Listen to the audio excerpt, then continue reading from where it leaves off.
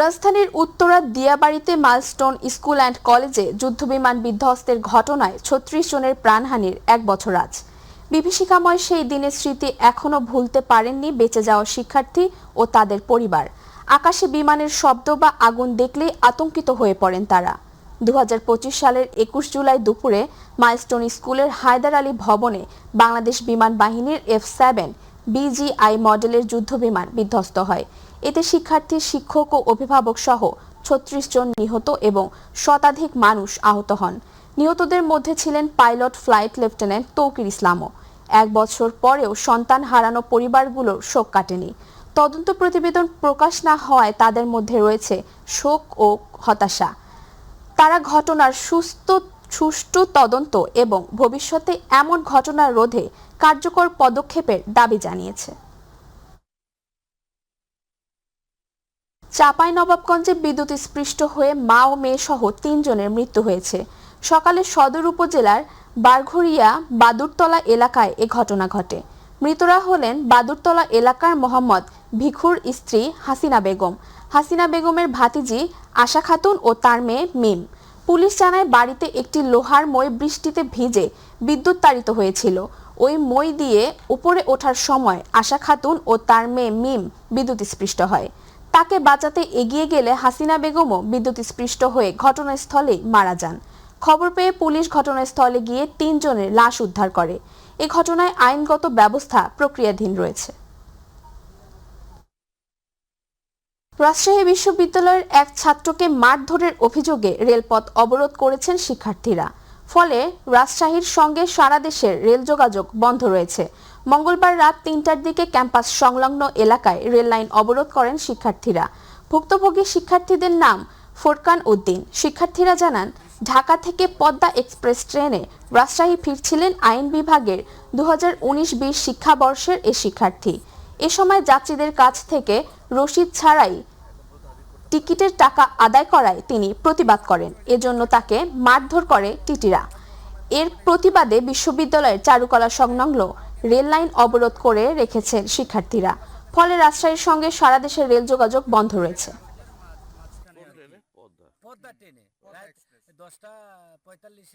মতিঝিলের শাপলা চত্বরে হেফাজতে ইসলামের সমাবেশে সংগঠিত হত্যাযজ্ঞের ঘটনায় আন্তর্জাতিক অপরাধ ট্রাইব্যুনালের তদন্ত সংস্থার প্রস্তুত করা তদন্ত প্রতিবেদন প্রসিকিউশনের হাতে পৌঁছেছে এবং প্রতিবেদনে পলাতক সাবেক প্রধানমন্ত্রী শেখ হাসিনা সহ মোট ৪১ জনকে আসামি করা হয়েছে। আজ আন্তর্জাতিক অপরাধ ট্রাইব্যুনালের তদন্ত প্রতিবেদনে দাখিল করা হবে বলে জানিয়েছেন চিফ প্রসিকিউটর। তদন্ত প্রতিবেদনে আসামিদের মধ্যে সাবেক সেনাপ্রধান জেনারেল আজিজ, ৭১ টিভির সাবেক প্রধান সম্পাদক মোজাম্মেল হক বাবু, বেসরকারি টেলিভিশনটির সাবেক প্রধান প্রতিবেদক ফারজানা রূপা এবং সাংবাদিক শাহরিয়ার কবিরের নামও রয়েছে। এছাড়াও মামলার আসামিদের মধ্যে রয়েছেন সাংবাদিক মোজাম্মেল হক বাবু, ফারজানা রূপা ও শাহরিয়ার কবির। সেই সঙ্গে তৎকালীন পুলিশ ও র্যাব প্রধান সহ ডিএমপি কমিশনারকেও এতে আসামি করা হয়েছে। বাংলাদেশে যখন হামসহ বিভিন্ন ভাইরাসের ঝুঁকি মোকাবেলায় পরিচ্ছন্নতার উপর বিশেষ গুরুত্ব দিচ্ছে সরকার, ঠিক তখনই কুড়িগ্রাম পৌর শহরে দেখা দিয়েছে উল্টো চিত্র। দীর্ঘদিন ধরে পরিষ্কার না হওয়ায় শহরের বিভিন্ন সড়ক পরিণত হয়েছে ময়লার ভাগাড়ে। আবর্জনার স্তূপ থেকে ছড়াচ্ছে দুর্গন্ধ, বাড়ছে মশা মাছি ও জীবাণুর বিস্তার। এতে চরম স্বাস্থ্য ঝুঁকিতে পড়েছেন পৌরবাসী। প্রতিনিধি SM আশরাফুল হক রুবেলের রিপোর্ট, জানাচ্ছেন হাফিজা খানম জ্যোতি। নামেই প্রথম শ্রেণীর পৌরসভা কুড়িগ্রাম, কিন্তু পরিচ্ছন্নতার ক্ষেত্রে এখনও পিছিয়ে আছে পৌরসভা। গত ২ বছর ধরে প্রশাসকের আওতায় কার্যক্রম পরিচালিত হলেও নাগরিক সেবার মান নিয়ে রয়েছে নানা অভিযোগ। শহরের মূল সড়কসহ বিভিন্ন স্থানে পড়ে আছে ময়লা আবর্জনা। দীর্ঘদিন পরিষ্কার না হওয়ায় এসব স্থান এখন পরিণত হয়েছে দুর্গন্ধময় ভাগাড়ে। পৌরসভার যেই ময়লা আবর্জনার যে ড্রেনটা, এটা সবসময় ময়লা ভর্তি হয়ে থাকে। কুড়িগ্রাম শহরে যেখানে সেখানে আবর্জনা ময়লা, অতিরিক্ত দুর্গন্ধ, হাঁটা চলাফেরা করা যাচ্ছে না।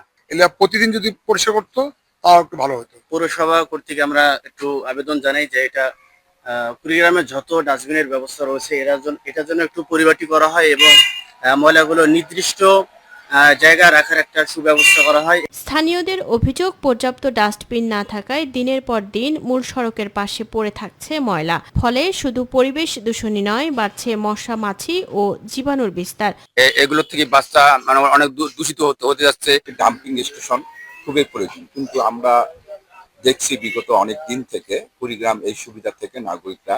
কেন এমন দুরবস্থা জানতে চাইলে এই পৌর কর্মকর্তা জানান, দীর্ঘদিন ধরেই বিকল ময়লা ফেলার গাড়ি। গাড়িগুলো অতি পুরনো, আজকে 25 বছরের মতো হয়ে যাচ্ছে।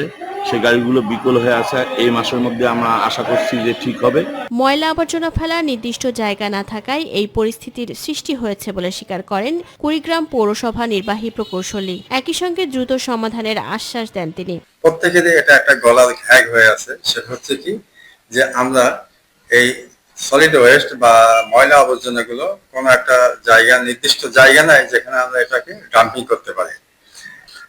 এই প্রেক্ষিতে আমাদের এই কুড়িগ্রাম পৌরসভার পক্ষ থেকে ডিসি মহোদয়ের কাছে একটা প্রস্তাবনা দেওয়া আছে যে আমাদের ল্যান্ডফিল তৈরি করার জন্য একটা 6 একর খাস জমি আমাদের বরাদ্দ দেওয়ার জন্য। পরিচ্ছন্ন ও স্বাস্থ্যকর পরিবেশ নিশ্চিত করা নাগরিকদের মৌলিক অধিকার। কুড়িগ্রাম পৌর কর্তৃপক্ষ দ্রুত ও কার্যকর পদক্ষেপ নেবে এমন প্রত্যাশা এখন সচেতন মহলের। হাফিজা খানম জুথি, মাই টিভি। দিনাজপুরের পার্বতীপুরে সক্রিয় হয়ে উঠেছে প্রতারক চক্র। ডিবি পুলিশের পরিচয়ে ফোন করে প্রাথমিক বিদ্যালয়ের নারী প্রধান শিক্ষকদের কাছ থেকে অভিনব কৌশলে লাখ লাখ টাকা হাতিয়ে নিচ্ছে চক্রটি। সন্তানকে মাদকসহ আটক করা হয়েছে এমন ভয় দেখিয়ে বিকাশ ও নগদের মাধ্যমে টাকা আদায়ের অভিযোগ উঠেছে চক্রটির বিরুদ্ধে।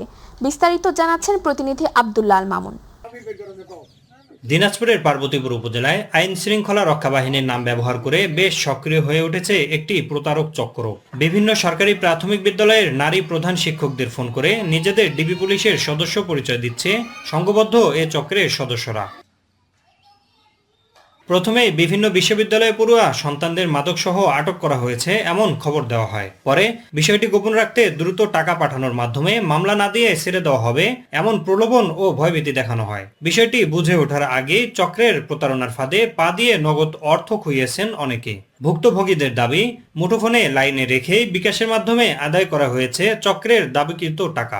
15,000 টাকা ছিল, 15,000 টাকায় আমি বিকাশ করে দিয়েছি। পরে আবার আরো 5,000 টাকা দাবি করে, আরো 5,000 টাকা আমি ধার করে পাঠাই দিই। পরে এই 5,000 টাকা দেওয়ার পরও, 20,000 টাকা দেওয়ার পরও তার খরচ চাই, আবার খরচটা পাঠাই দিই। আমি কোনো কিছু যাচাই বাছাই না করে আমার ব্রেন কাজ করে নাই, আমি 50,000 টাকা কাজে দিয়েছি 3 ধাপে। প্রতারণার বিষয়টি জানার পর প্রাথমিক শিক্ষা অফিসের পক্ষ থেকে সচেতন করা হয়েছে বলে জানিয়েছেন এই কর্মকর্তা। কয়েকজন শিক্ষক তাদের ফাঁদে পা দিয়ে আর্থিকভাবে ক্ষতিগ্রস্ত হয়েছে। বিষয়টি জানার পর আমরা আমাদের উপজেলায় যে সমস্ত শিক্ষকের সঙ্গে যোগাযোগ করা সম্ভব হচ্ছে তাদেরকে এই বিষয়টি নিয়ে সতর্ক করেছে।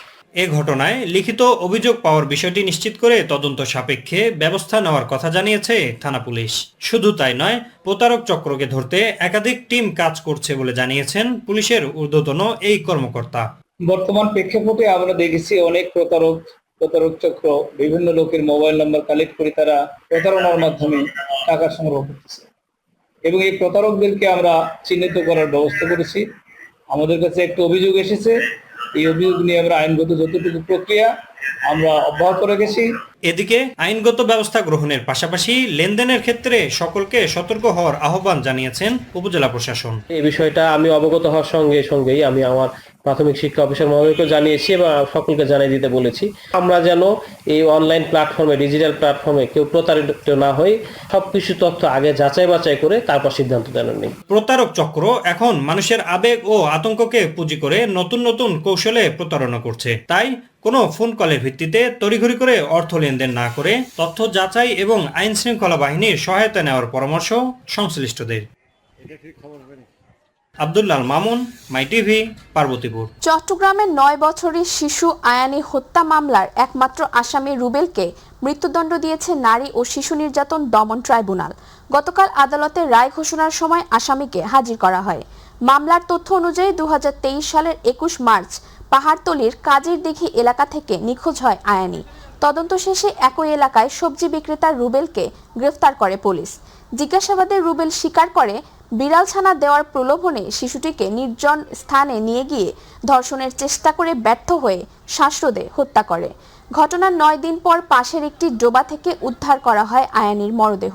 পরে শিশুটির মায়ের দায়ের করা মামলায় আদালতে রুবেলকে মৃত্যুদণ্ডের আদেশ দেন।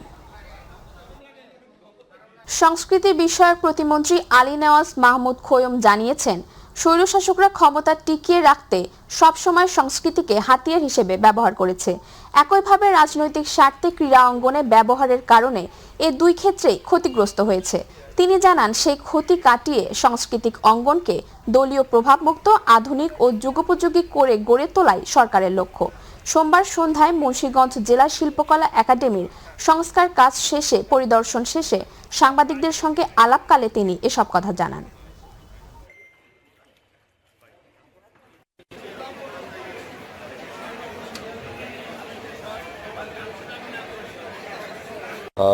সংস্কৃতিকে সবসময় স্বৈরশাসকরা তাদের স্বার্থে ব্যবহার করেছে।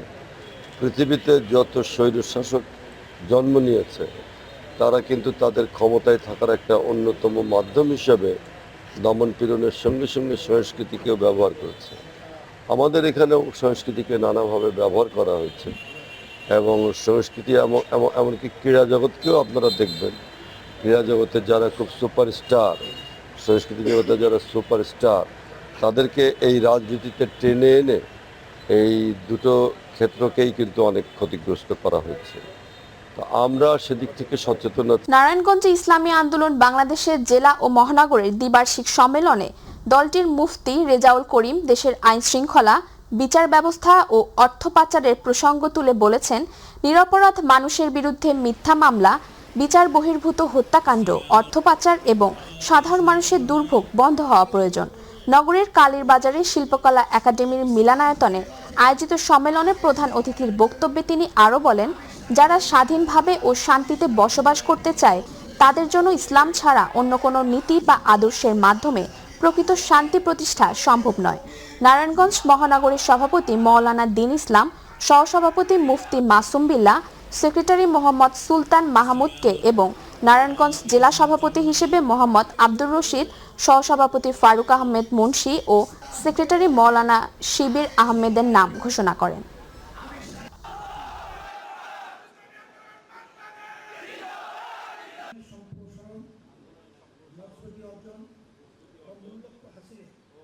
একই ইসলাম আমি বলি, আরেকজনে একই ইসলাম বলবে, আরেকজন একই ইসলামের মানুষ যাবে কোথায়?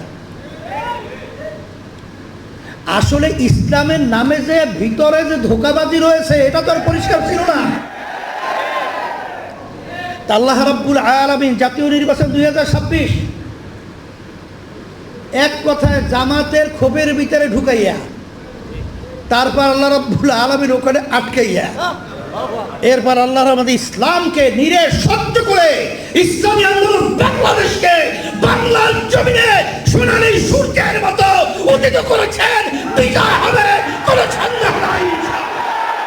গাইবান্ধার সাদুল্লাপুরে ট্রাফিক আইন মেনে চলতে সহায়তা বৃদ্ধি ও সড়কে শৃঙ্খলা নিশ্চিত করতে জেলা পুলিশ সুপারের দিক নির্দেশনায় বিশেষ অভিযান পরিচালনা করেছে জেলা ট্রাফিক পুলিশের একটি দল।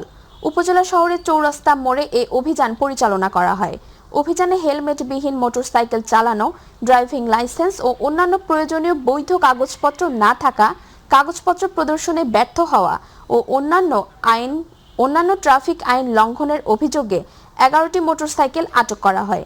একই সঙ্গে আইন অমান্যকারী চালকদের বিরুদ্ধে পরিচালিত ট্রাফিক আইন ব্যবস্থা গ্রহণ করা হয়েছে। এ সময় তারা জানান, সড়কে শৃঙ্খলা বজায় রাখা, দুর্ঘটনা হ্রাস করা এবং ট্রাফিক আইন বাস্তবায়নের লক্ষ্যে নিয়মিতভাবে এই ধরনের অভিযান পরিচালনা করা হচ্ছে। নজরুল বর্ষ উপলক্ষে খুলনায় অনুষ্ঠিত হলো ঋতুভিত্তিক বিশেষ সংস্কৃতি পরিবেশনা বর্ষায় নজরুল। খুলনা জেলা শিল্পকলা একাডেমি মিলনায়তনে এই মনোজ্ঞ অনুষ্ঠানের আয়োজন করা হয়। জেলা প্রশাসক মিজ হুরে জান্নাতের সভাপতিত্বে অনুষ্ঠানে প্রধান অতিথি হিসেবে উপস্থিত ছিলেন খুলনার বিভাগীয় কমিশনার মোহাম্মদ আব্দুল্লাহ হারুন। অনুষ্ঠানে জাতীয় কবি কাজী নজরুল ইসলামের বর্ষা বিষয়ক গান ও কবিতা পরিবেশন করে স্থানীয় শিল্পীরা। অনুষ্ঠানের সাংস্কৃতিক পরিবেশনায় ফুটে ওঠে কবির বর্ষা বন্দনা ও নজরুল সাহিত্যের সমৃদ্ধ দিকগুলো। খুলনার বিভাগীয় ও জেলা প্রশাসনের কর্মকর্তা, বহু সংস্কৃতি প্রেমী দর্শক সহ ইলেকট্রনিক ও প্রিন্ট মিডিয়ার সাংবাদিকবৃন্দ অনুষ্ঠানে উপস্থিত ছিলেন। আগামী 22 জুলাই অনুষ্ঠিত হতে যাচ্ছে বাংলাদেশ রেলওয়ে কর্মচারী কল্যাণ ট্রাস্টের শ্রমিক প্রতিনিধি নির্বাচন। এই উপলক্ষে চট্টগ্রামের পাহাড়তলীতে DSWUM ক্যারেজ অ্যান্ড ওরাগন মেরামত কারখানা, DFA ও SCTL কারখানায় গণসংযোগ করেছেন 1 নম্বর নির্বাচনী এলাকার শ্রমিক প্রতিনিধি প্রার্থী মোহাম্মদ সানাউল্লাহ। এ সময় তিনি কলম প্রতীকে ভোট প্রার্থনা করে বলেন, নির্বাচিত হলে শ্রমিকদের ন্যায্য অধিকার নিশ্চিত, চিকিৎসার সহায়তা ও কল্যাণ সুবিধা বৃদ্ধি, স্বচ্ছতা ও জবাবদিহিতার মাধ্যমে ট্রাস্টকে আরও শক্তিশালী করা এবং সবার সহযোগিতায় কল্যাণমূলক কার্যক্রম সম্প্রসারে কাজ করবেন। গণসংযোগে তার সমর্থক ও কর্মীরা অংশ নেন এবং শ্রমিকদের সমর্থন কামনা করেন। নড়াইলে অরুণিমা রিসোর্ট গলফ ক্লাবে পর্যটক, দর্শনার্থী ও গলফারদের জন্য নির্মিত দ্বীপপুঞ্জ এর উদ্বোধন করেন আয়াত ইমরান শিশা ও আয়রা ইমরান সিহা। অনুষ্ঠানে সভাপতিত্ব করেন অরুণিমা রিসোর্ট গলফ ক্লাবের CEO জনাব ইরফান আহমেদ। এ সময় উপস্থিত ছিলেন অরুণিমা রিসোর্ট গলফ ক্লাবের founder, tourism resort industries association of বাংলাদেশের ফাউন্ডার প্রেসিডেন্ট, জুনিয়র চেম্বার ইন্টারন্যাশনালের সাবেক আন্তর্জাতিক ভাইস প্রেসিডেন্ট এবং বাংলাদেশ গলফ ফেডারেশনের নির্বাহী কমিটির সদস্য জনাব খবির উদ্দিন আহমেদ।